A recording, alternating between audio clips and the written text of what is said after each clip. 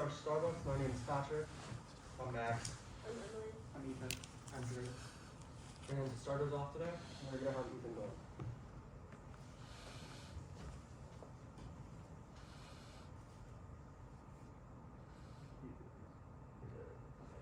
So for our case analysis, we did Starbucks and Dunkin' Donuts. For storefronts, nationally, there are 15,444 stores in the whole U.S. for Starbucks. And internationally, there are 18,389 stores throughout the whole rest of the world, totaling up to a total of 3,833 stores worldwide. And it is available in 80 different countries. But for Dunkin' Donuts, on the other hand, they have only 9,407 stores in the U.S., with 3,464 stores internationally. And that only totals up to a total of 12,871. And they are only available in 42 different countries. And what's funny about this is Starbucks also started 20 years after Dunkin' Donuts, and they also have a huge lead compared to them. For the target market for Starbucks, the age range goes up to about 20 to 60 years old. And with many young adults and also just adults by themselves getting their daily morning coffee to start out the rest of their day. And Starbucks is built into like the upper middle class, making them kind of like a more high quality coffee place where like you're gonna be spending a little bit more money to get like a nice coffee. And they are also known as the third place. The third place is considered to be like, it's not home, it's not work, it's the third place you go throughout the day and you're gonna get a nice coffee, you're able to relax and rest. And for Dunkin' Donuts, their age range for target market is about 15 to 45 years old. And they are classed in the middle. Like they are just like your average cup of coffee. That's what it means by average Joe. If they're the average cup of coffee, they're just meant to get you your coffee and just get out. And for the marketing, Starbucks has a budget of $305.1 million. And for them, they have a seasonal marketing plan. So every year or every season for Christmas or Halloween, they'll come out with a specific drink that you can only get through those times of the year. And it is a very big thing, and a lot of people, when they see that, will tell their friends, hey, it's the pumpkin spices back, let's go get this at Starbucks. While Dunkin' Donuts, on the other hand, they mostly get their like aspired drinks from social media. They get social media influences and stuff like that, like the Charlie drink, for example. A lot of people were going crazy about the Charlie drink when Dunkin' Donuts released it.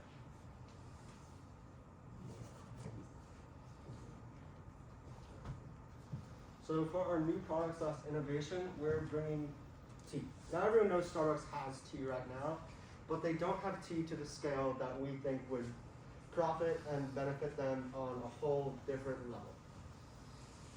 So as of right now, single serve and packaged drinks are only 8% of Starbucks' revenue, which is the lowest category compared to food, beverages, licensing, and other products.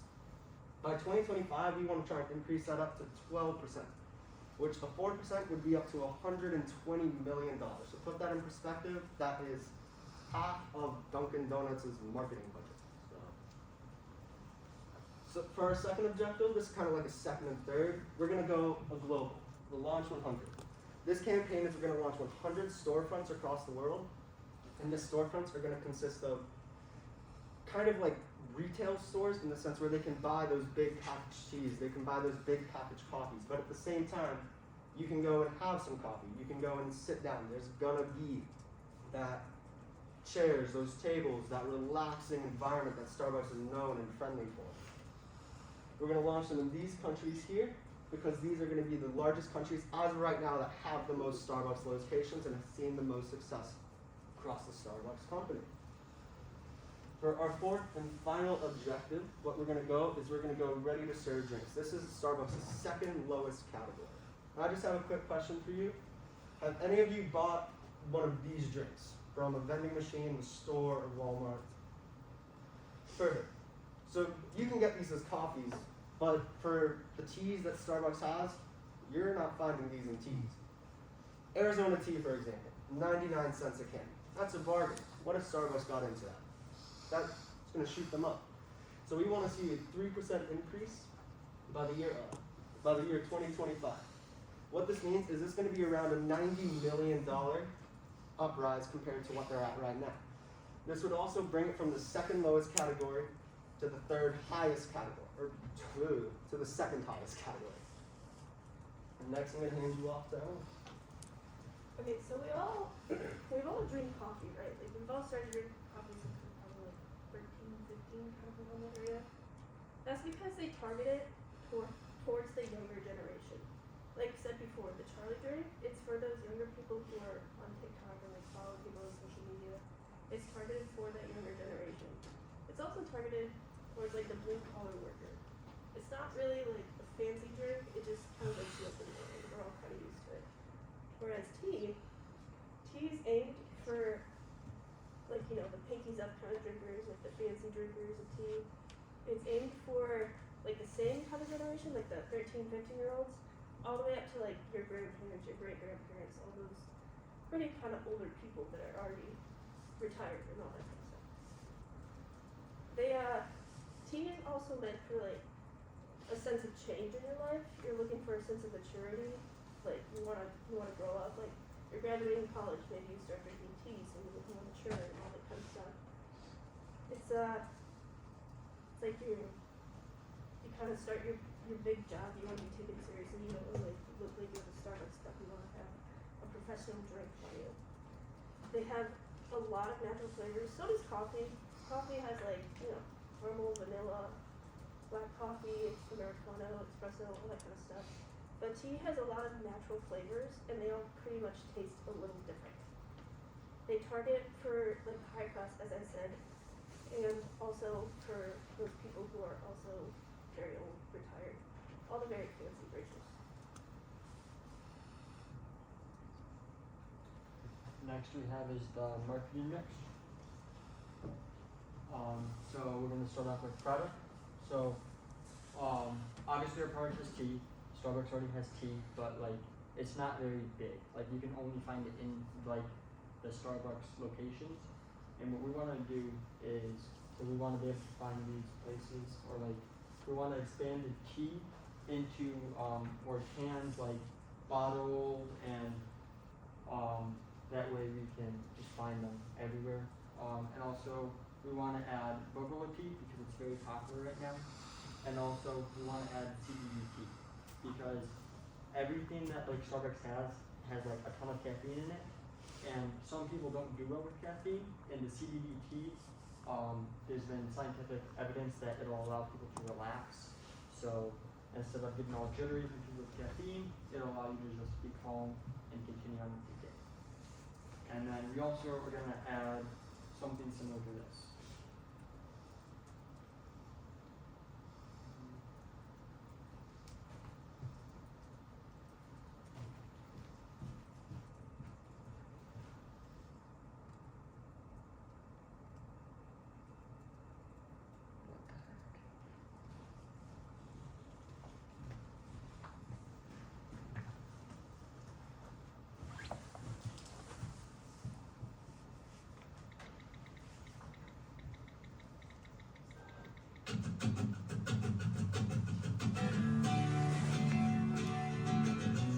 Starbucks Via Instant is made with the same 100% Arabica beans served at Starbucks.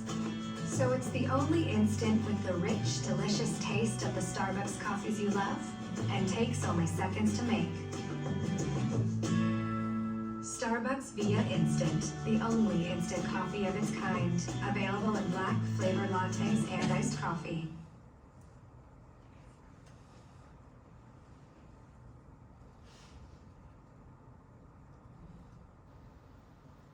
So what we want.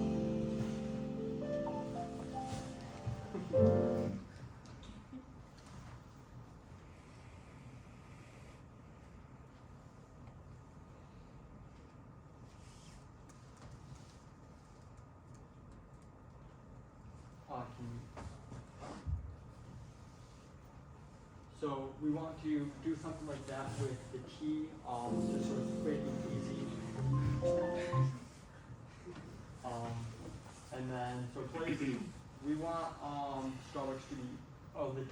everywhere. Because right now, like I said, you can only find it in the Starbucks stores. So we're going to find it in gas stations, vending machines, and then also retail stores. Just because, like, one of the big things Starbucks is about is you can find their beverages everywhere. So we want to get key to that location. And then promotion. So what we want to do is to encourage customer loyalty. We want to do coupons through the Starbucks mobile app because that way it'll get the previous customers to come in and try the drink out. As well as that, we also want to do taste testing because one of the big things about taste testing is it'll just get people into the store to try it, and it also really will revamp or speed up the word of mouth marketing that will happen with that. And then price. So I have a question for you guys. What do you guys think the biggest issue is with Starbucks? Yes, it's expensive. So what we want to have happen with this tea is we want it to be cheap. But at the same time, by buying this drink, yeah, it's going to be cheaper, but you also get the image of it being upscale because of the Starbucks logo that's attached to it.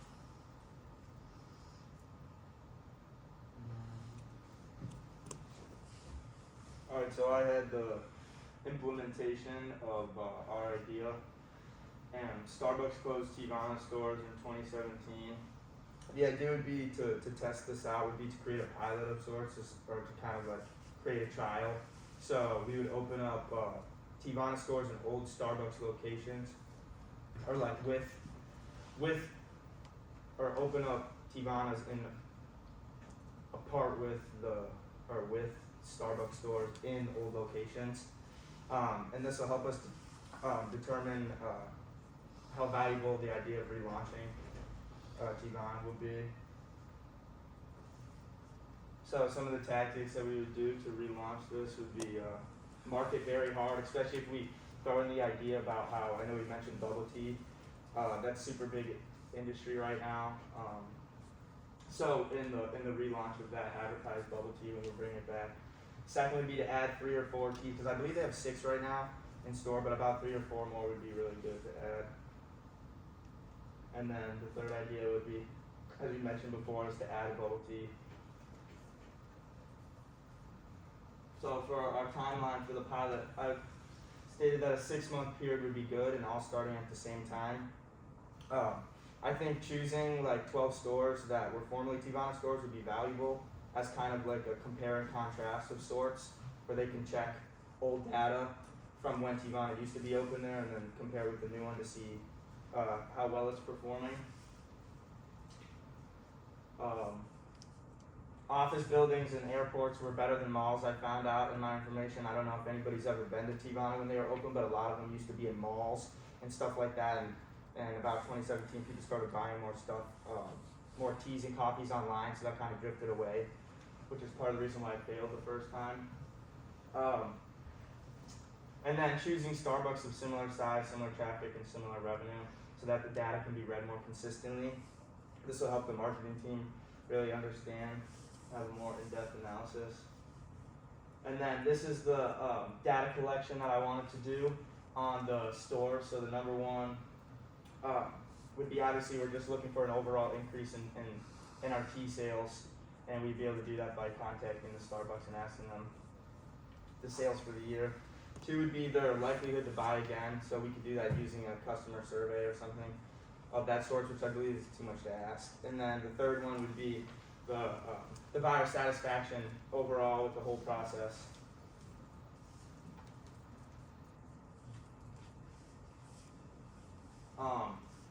More data analysis. It'd be helpful to compare the pilot data to the old data of the Tivana stores. This will help them understand the tea sales at the time and also old tea sales. And retrieve any data from more recent Tivana sales.